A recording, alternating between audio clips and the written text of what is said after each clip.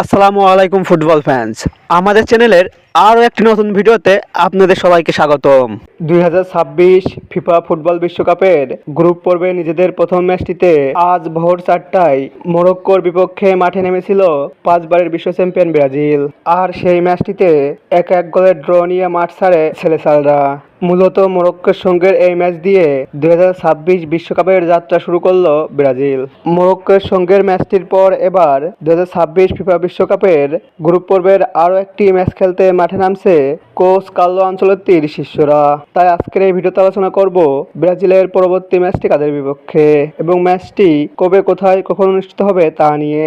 মূল ভিডিওটি শুরু করার আগে আপনি আমাদের চ্যানেলে প্রথমবার এসে থাকলে চ্যানেলটি সাবস্ক্রাইব করে পাশেই থাকুন।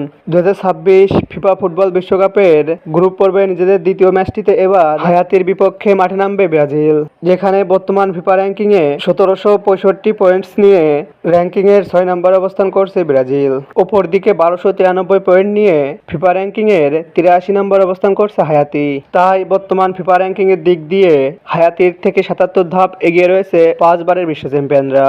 ব্রাজিল বনাম হায়াতি এখন পর্যন্ত সকল প্রতিযোগিতা মিলে মুখোমুখি হয়েছে একটি ম্যাচে, আর সেই ম্যাচটিতে 7-1 গোলের বড় ব্যবধানে জয় পেয়েছে ব্রাজিল। ব্রাজিল বনাম হায়াতির মধ্যকার 2026 ফিফা বিশ্বকাপের গ্রুপ পর্বের এই ম্যাচটি খেলা হবে যুক্তরাষ্ট্রের ফিলাডেলফিয়া স্টেডিয়ামে এবং গ্রুপ পর্বের এই ম্যাচটি অনুষ্ঠিত হবে বাংলাদেশ সময় অনুযায়ী আগামী 20 জুন শনিবার সকাল 6টা 30 মিনিটে।